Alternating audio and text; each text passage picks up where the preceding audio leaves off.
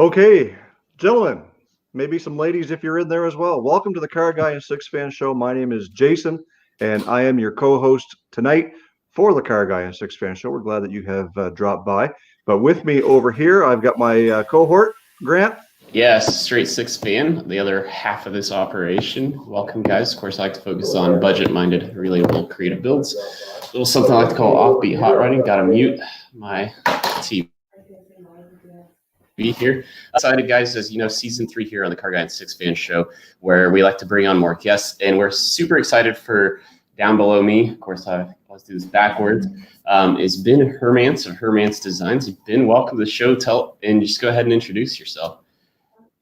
Hi, my name is Ben Hermance. I do automotive design and renderings. I've been doing it for about 15 years, actually my whole life, but professionally about 15 years. It's a lot of fun, pays the bills, and barely. I've had a lot of work in some magazines, on some TV shows, and I'm pretty blessed guy. I get to do what I love and what I'm passionate about every day for work. I get up and I get to doodle cars. So can't ask for more than that. Well, that's great that you're able to join us. And I know that we had a little bit of technical difficulty before you jumped into the chat. But before we kind of dive into the show, we do want to acknowledge some of the people who are in the chat who have joined us tonight and taken time out of their Thursday evening as well. And the first person in there tonight was Bama Mud Mower, which is Doug, has jumped in there, as well as Kip America Bumper to Bumper, Eford Garage, King Eric the Great, as well as Will's Wheels, and Dirty Garage Mods is in there. GMC TX is here as well. And I think we have just about, Corey jumped in there as well, Craven Cars, and 50 Magic. Boys, they just keep jumping in here. Snydertron 3000. And of course, you've got the three of us. So, guys, welcome to the chat. And we got a really good show for you tonight. We've got Ben Hermance here, world-renowned, gold standard of artistic ability here. Right. We like to really brag ourselves up. So, Grant, why don't you start off with some questions for Ben, and we'll get the show started. Yeah, Ben. Well, first off, I wanted to let our guests know that Ben does have an 8:30 commitment. So if he just all of a sudden drops off the screen, no disrespect to us on this end, he's got to take care of some family stuff. And Ben, I just wanted to let you know you have that outlet as well. But as we were saying off air, Ben, I'm like a fanboy of yours. So I'm actually recorded here. This behind me, I'm an architect full time, and my actual degree is interior architecture and product design. And so when I've heard your story and knowing how you got into it, I mean, this is me not paying attention to meetings, drawing cars. So your story is very relatable to me. But what we do with our guests here in season 3 is we kind of you're the first YouTuber. And so I'm really excited because I think we can draw a lot of parallels to a lot of us have this dream of going full time with YouTube and making it big. So take us through your journey, how you got to that point where, it was a side gig, side hustle, but then it turned into now, like you said, you are paying the bills for this. So take us through your story and how did you come to draw cars full time for a living? Well, it's interesting because about 10 feet away from me, I have the very first rendering that I did that my parents could tell was a car. And it's on a piece of lined paper, and it's a tow truck with a guy with a baseball cap working under the hood, and it says Ben, 4.5 years old. And it's kind of like, I guess, a launching point, so to some degree, but I was always drawing cars. I mean, it's like all of us. We had Matchbox cars. We made model cars. We made a mess. We played with our dad's cars, our mom's cars, whoever. And we grew up in this culture, and I just drew cars. That's all I did when I was, when I was bored or I wanted an escape. I got tortured by all my teachers through middle school, high school, college. They're like, oh, stop drawing cars. So I used to hide cars in all of my renderings. And I'm like, I'm not going to listen to you. So a lot of them still to this day have no idea that there was a car in a self-portrait. I'm kind of a black sheep anyway, and but I ended up going to college, and I had a full boat to play football. and I wanted nothing to do with college. And you know, and then my life took a complete right-hand turn, and I decided to go back and give up all my credits, give up my scholarship, and I went to Wentworth Institute of Technology in Boston to do product design, and I loved it. And then I went on to an internship doing product design for a number of years, and a couple of people said, "Hey, why don't you enter this design contest for Motor Trend magazine, doing designing a new truck?" And I did, and that was 2004, and I ended up winning the contest. So, you know, I started saying, "Hey, I'll go to car shows and you know, show off my work." And then before long, I had a couple clients here, a couple clients there. And then I was doing 40 hours a week at my design job and 40 hours a week overnight doing renderings for people. And I built up a client base that was, you know, I was so blessed to have. And I told my design director, I said, "Look, I did Dale Earnhardt Jr.'s 69 Camaro, Bill Goldberg's Firebird, and a couple other really high profile builds." And I'm like, I kind of want to try this. Let's see how it goes. And back in, you know, 2008, June of 2008, I broke off, and I've been doing that full time ever since. And I'm an insomniac, so it's like, you know, it was around the clock. And it works because, you know, there's times where I have deadlines that are absolutely impossible. And I'm the type of guy that's like, all right, I see that challenge. I'll one up you. I'll do it. You know, and it's fun, and I enjoy it. You know, I couldn't ask for more. I'm doing my dream job. You know, who else gets to sit at a desk and doodle up a bunch of crazy ideas and you know, make cars look cool, make these mundane look cool. I look at like a Corolla, and how can you make a Corolla look cool? You know, that's a challenge. I mean, this Spirit of 76 project that I got asked to do by one of the magazines. I mean, who thinks of cars from 1976? You know, it's the forgotten age. I mean, it was, yeah, right. It was just before I was born. I mean, I'm dating myself here, but it was just before I was born. But there's a lot of potential there to do a lot of cool stuff. I mean, it's uncharted territory. I mean, how many 69 Camaros are there? I swear to God, there's more 69 Camaros now than there were in 1970. You know? So it's a challenge, and I love doing that. And it's a lot of fun. And so I've just been plugging away, keeping my head down, you know, and I'm just blessed. That's all I can say. And I'm thankful for every client I have.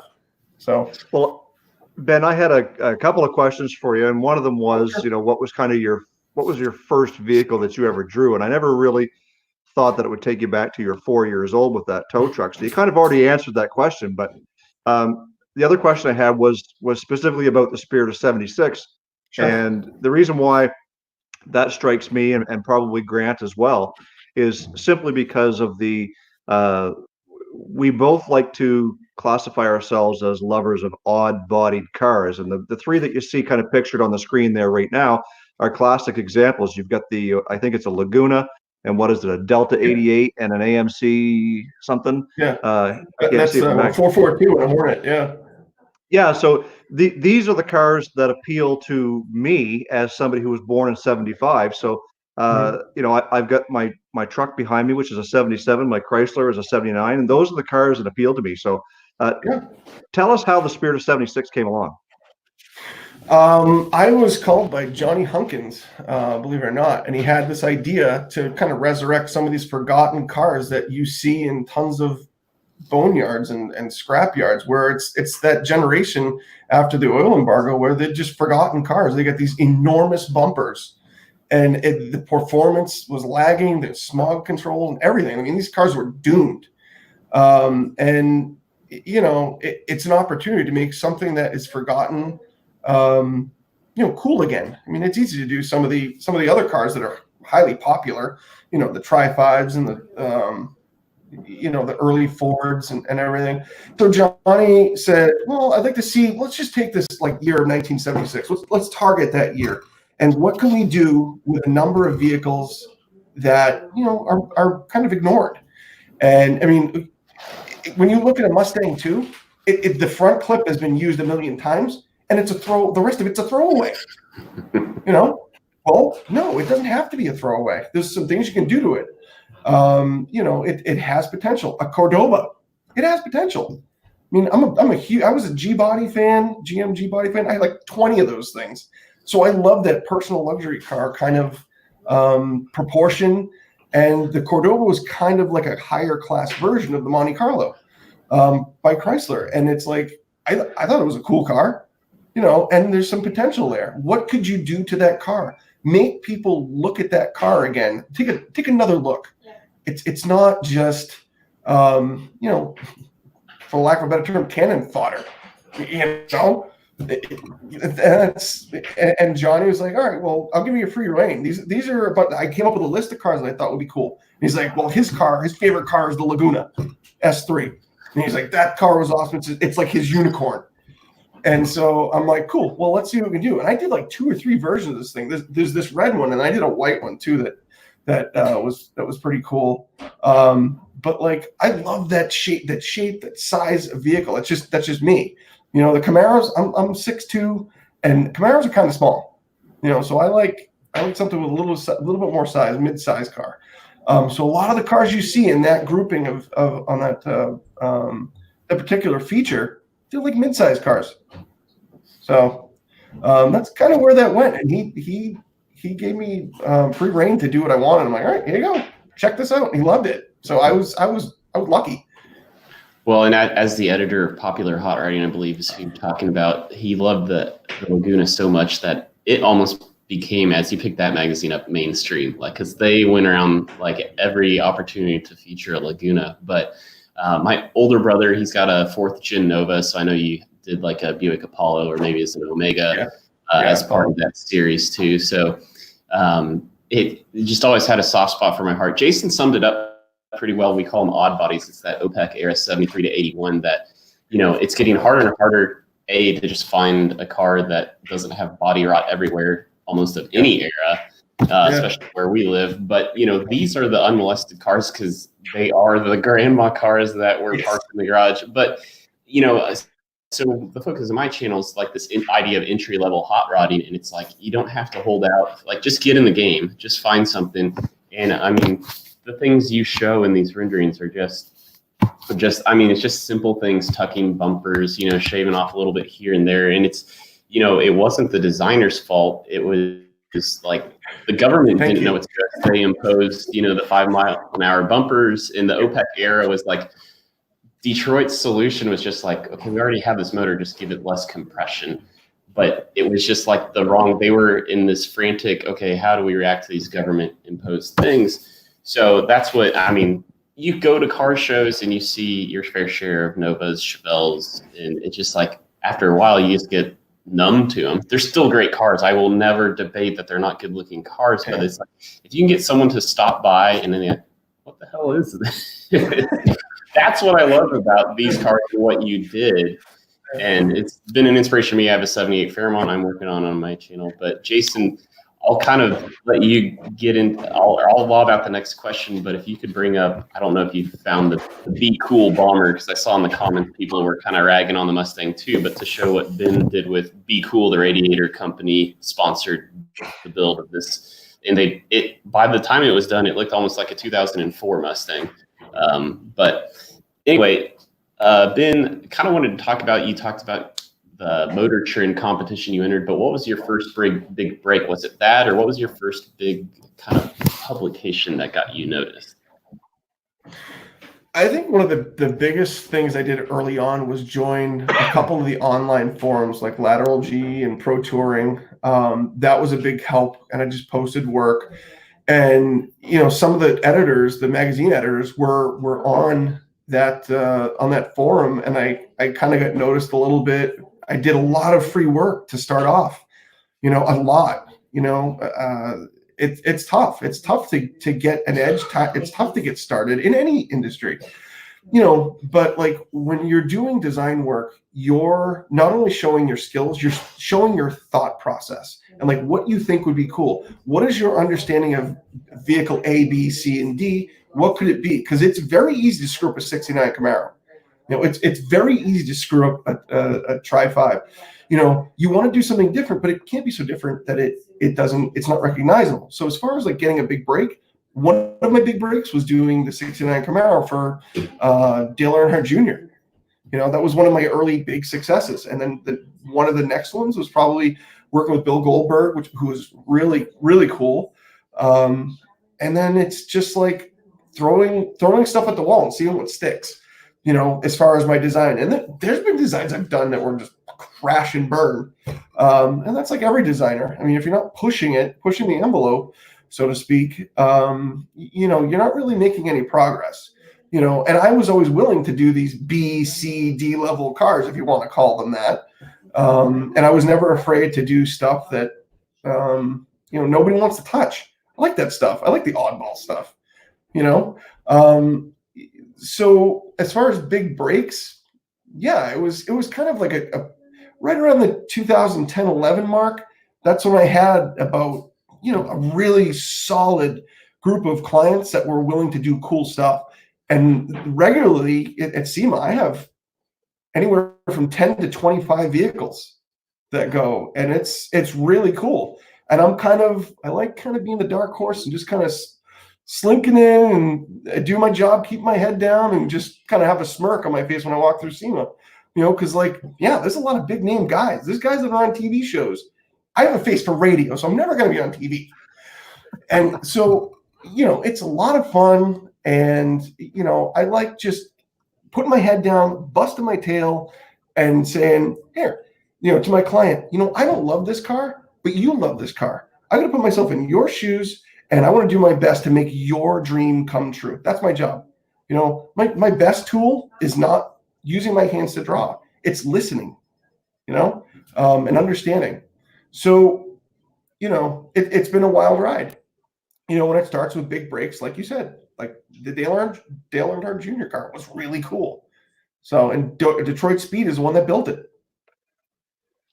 Well, one of the things that I think when I look at all these big names in car builders, obviously you've got your Chip Foose, and before him it was Boyd Coddington, and you kind of look into some of the big guys today, Dave Kendig. They're all resorting to renderings to process their thoughts on paper, right down to interior designs, engine bay, covers. No matter what it is, it leads right down to doing exactly what it is that you do.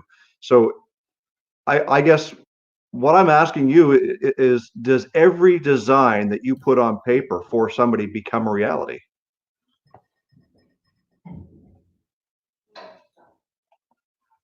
And maybe he didn't get that.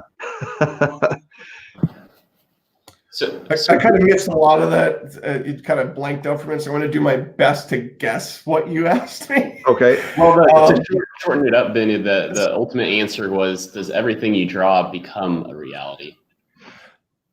I honestly don't have a lot of time to do fun stuff for myself that isn't going to go nowhere right now. So a lot of 99.9% of what I do right now is buildable and will make it to some level of production. Now, granted, client to client, they may have some financial issues or something that happens where it doesn't get there, or they have to sell a vehicle, and that's always sad, because it's like, it's like it's like raising a kid and sending them off to college, and they graduate with honors sometimes when they make it to SEMA, or they win Riddler, or they win Great National Roadster Show or something. You're swelling with pride. It's awesome. I mean, I had a little to do with that, and I'm grateful for the opportunity. So it's really cool. And every day I'm thankful for the opportunities my clients give me. And some projects, like I said, I don't love every project, but I have to be able to have the enthusiasm that my clients do. I just do my best every day to give everybody 110%, and the best value I possibly can. Because you sort of get that because you're in architecture. You can't.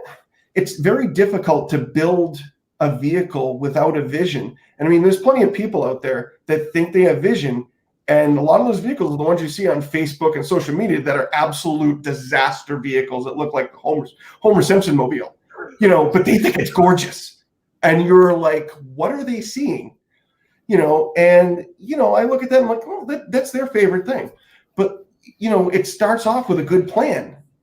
I believe when you're building a house, you need a set of blueprints. if you're going to build a custom house, you need to hire an architect. You need to hire someone that like understands the inner workings and how a build is what can be done, when can't be done. I mean, there's plenty of guys out there that do renderings where they put a 29-inch wheel on a car that would be popping through the fender, and it makes no sense. It's a beautiful rendering. It's not buildable, you know, and that's their particular style. So I try to be a bit more reasonable as far as my style. And I want to give my clients a great plan, an accurate plan that they can work from, that they can get motivation from, and the people that are involved in the build can see clearly what this is supposed to be. You know, and they're not like, oh, that's pie in the sky stuff. I can't build it. I can't do that. That doesn't help anybody. You know, I try to bring everybody together and say, okay, you want this and you can do this. All right, well, let's see how we can get things together. You know, and you know, granted, I could always go off and do all kinds of crazy stuff. Blue sky stuff. It doesn't help anybody. You know, I want to give people, you know, as much as I possibly can for their money. So, you know, I'm kind of part artist, part engineer. So. Well, like you said, I mean, the money is always a constraint, so I can relate to a ton of what you just said as an architect, because obviously, so what we do mostly schools, and so, you know, we're based on what a tax pool can come together for bonds, and so, yeah, it's always a struggle. How can you stretch the dollar? But if you don't take the time, I liked what you said about listening to your best tool, because I mean, sometimes we have clients like, no, that's just what you do. You're the professional, just like make the building happen. Like, well, I want to make it what you like, and the only way I know what you like is if you tell me what it, you know, what that needs to be and do.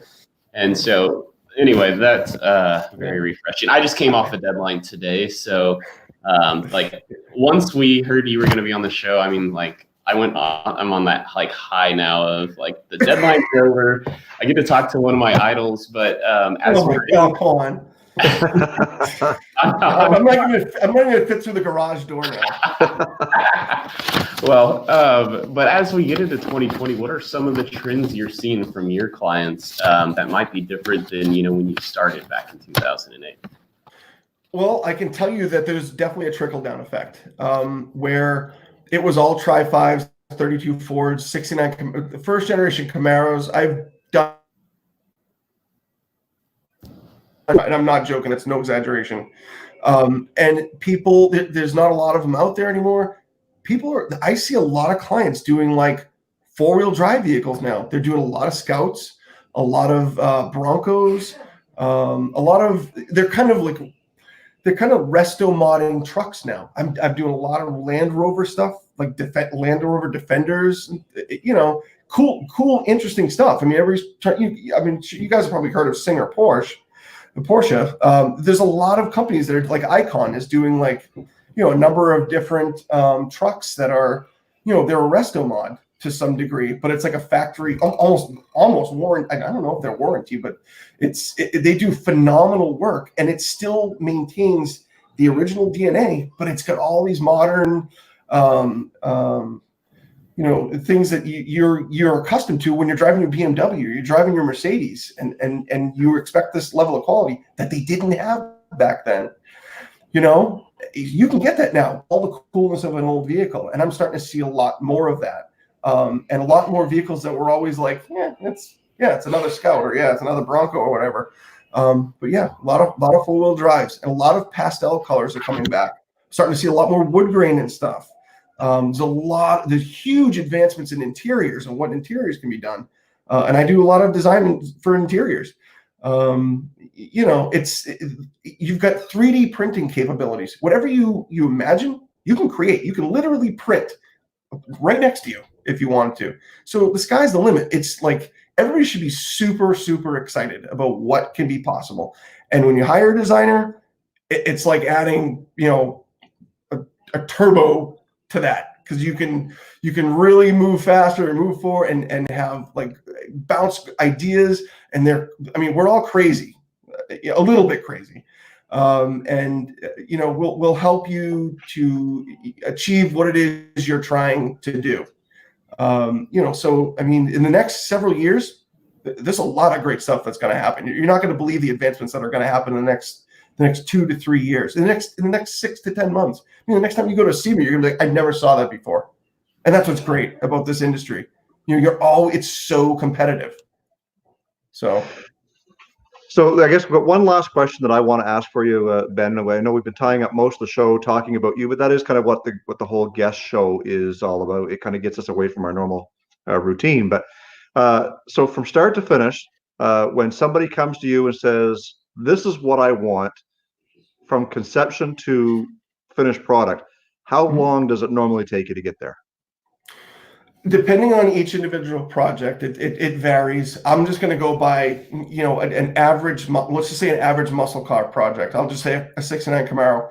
So from the first 30-minute phone call I have to kind of download with my notebook next to me, I'll write down everything they want to do to this vehicle. And let's say it's a moderately modified vehicle. It's not just a resto mod. I'll start drawing it all out by hand, the basic foundation line work. And then I might add some markers to it or whatever, and I scan it in, and I use Photoshop to digitally render it. It could probably take anywhere from 10 to 14 hours. And if there's major design work where I'm doing a lot of custom components, like a completely new nose or ground effects, or even new one-off wheels, one-off mirrors or whatever, yeah, it'll add to it. So, I mean, it's anywhere from 10 to, sometimes I've done a rendering that was 40 hours for one rendering, and it's, you're married to this, and you're so devoted to this, and you're passionate about giving them the best product and the best design you possibly can, because that person thinks that's the greatest thing on the planet, and they're spending a ton of money on it, and you want to give them the best plan, because I mean, honestly, a rendering is the best insurance against builder's remorse. If you're going to invest $60,000 in paint and body and everything, you got to make sure that's the right color. If you're going to spend $8,000 to $12,000 to $15,000 on wheels, I mean, a rendering will save you a ton of money and getting the wrong wheels. I mean, what are you going to do? Throw them all on eBay if you don't like those wheels? So I mean, it's a huge savings. I mean, it's an investment up front. And not necessarily something that's tangible, and it's not a part, but it saves you a ton of frustration and headaches.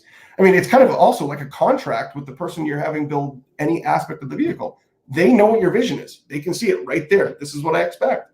It makes it so much easier, and it's fun. I've actually saved marriages. It's like, no, it's funny because I've listened to a husband and wife on one side and the opposite side of a dining room table arguing about what the paint color is going to be. I'm like, guys, this is a fun thing.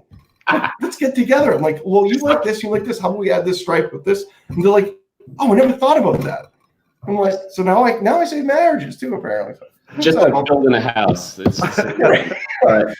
But Ben, speaking of saving marriages, I know you said you have an 8:30 commitment, and we are like 2 minutes up against that. So I wanted to just let you know you can certainly bolt at any time, and no offense taken over here. But you did talk about, selecting wheels, and I think that kind of lends us into the next question. I know for a while you had the Forge line. You had a shoot, I had it written down, but you had a line of wheels that you helped launch with Forge lines. Talk a little bit about that. Sure. So about, God, it's a long time now. 5 or 6 years ago, I designed it. I've always done one-off wheels for a lot of people, and they've had those wheels done. They put them on show cars. And I decided, I partnered up with a friend of mine, and we were able to develop 9 really strong concepts. And we developed this brand called Grip Equipped. And it was going to be more than just wheels. We were moving on to other projects and other products and an apparel line and all kinds of other stuff. So it was going to be a spin-off of this. And so we developed this brand, Grip Equipped. And I was asked by several manufacturers to design wheels for them. And I said, if I'm going to have my name on wheels, I really want to make sure it's high quality. I don't ever want to have to apologize for my wheels.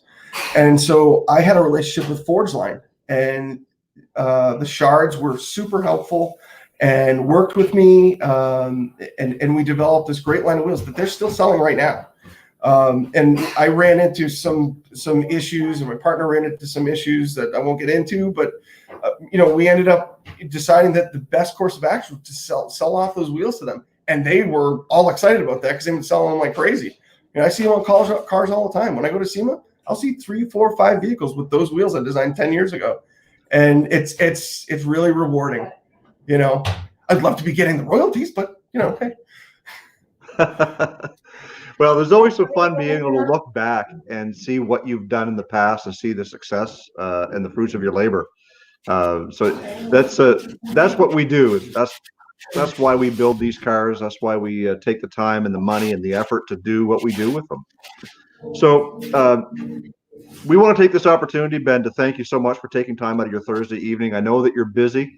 You've certainly got a lot better things to do than hang out with a couple of young guys like us that I say young. Yeah, I would say you're using that literally, Jason. Use that term loosely. And I know that you're probably getting a look from your wife and that it's time for you to go. So we really happy life.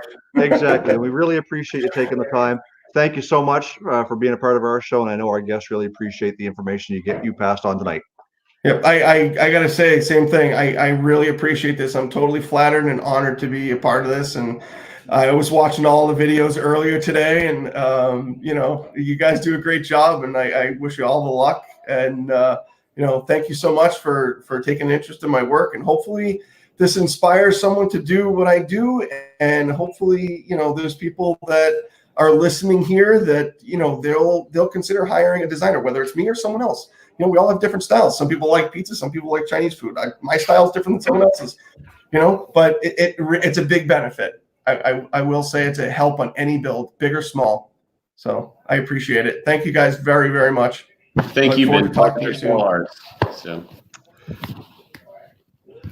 Okay, guys, I hope you really enjoyed our guest tonight, and we know that he's got some prior commitments. He's going to sneak off there anytime, and we hope that you enjoyed some of the shots that we showed you of the vehicles that he's rendered in the past.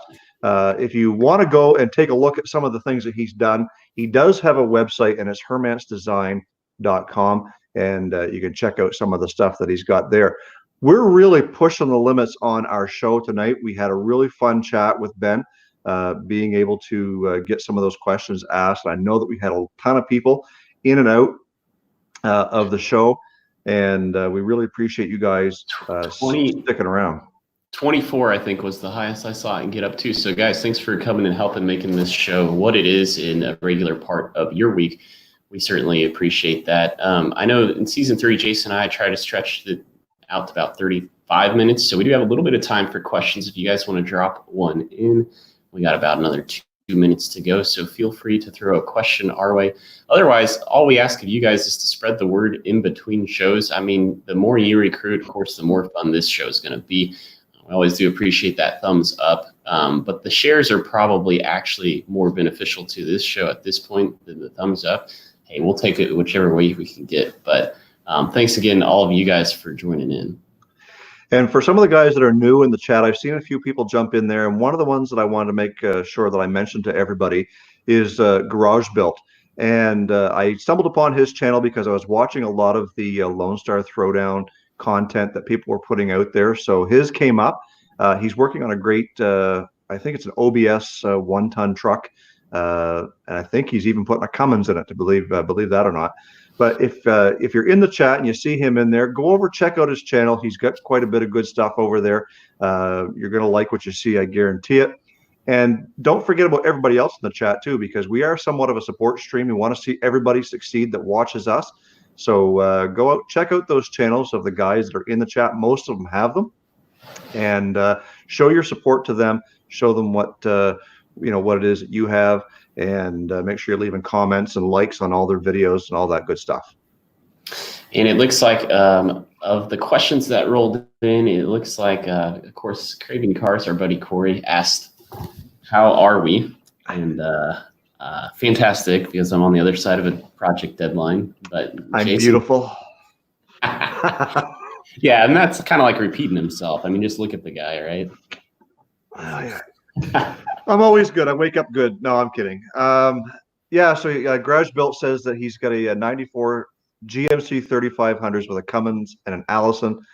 Thanks for the show. Yeah, and that's what this show is all about, is making sure that people's word gets out there, that we know that we got some new channels joining us, and we're all about supporting each other. So Grant, tell us just quickly a little bit of what we can expect from Straight SixFan in the coming videos. Well, as soon as I get home, I have one video edited up. I think it's processed, but I still got to do a thumbnail and stuff. So hopefully, if all things go right, tomorrow morning I'll have a Friday upload, kind of an update on the Fairmont. But it's going to be kind of a deeper dive this weekend into that brake system. I feel like this might be a turning point this weekend. Jason, you? Yeah, so I'm just puttering away on some small things. I got a couple of little things crossed off the checklist. You see in the window on Old Dale there, some trim on the tailgate. We got that put on. I did see a question come in from Papa C2000. What's the next for Grandma? The next big thing for Grandma is going to be rear end gears. We're going to get those put in at some point in the near future. I don't have them yet, but I know where I can get a set. So we're going to do that. Add a little bit of performance to old Grandma. And Dirty Garage Mods is asking me what I'm drinking. It's Moosehead Lager. And guys, that's going to do it for this week's show. Grant, thanks for sticking around with us. I know you're at work tonight. Trying to save on the bandwidth at home. I guess your wife is doing a similar project to what we're doing tonight, I guess. And we want to thank you for staying at work a little longer and making sure that we can have you as part of the show. Hey, it all worked out. I'm just happy that we were able to have our guest on. I know for a while we weren't quite sure if he was going to show up or not, but kind of in the last minute, the 11th hour, been confirmed. And I think I speak for everybody in the chat and you. I mean, it was a great show. I enjoyed it, and it's just we want to know from you guys, especially if you're watching the replay. What did you think of our first guest who had no YouTube ties? We kind of want to hear your feedback on that. Know if this is some sort of thing. And, we tried to draw parallels wherever we could, because I think there's a lot to learn whenever you make a side hustle a full-time gig. But with that, I guess we are now over our 35-minute limit. Jason, unless you had something else you want to say, I guess I'll close it out. Nope, I'm good. Thanks for dropping in, guys. Well, once again, thanks everybody for making this show a success in what it is. That's going to do it for this episode 8 of the CarrGuy and SixFan show. Like, comment, share, subscribe. We don't really care which one you do as long as you do one. That's going to do it for this week's episode. Until next time, peace out.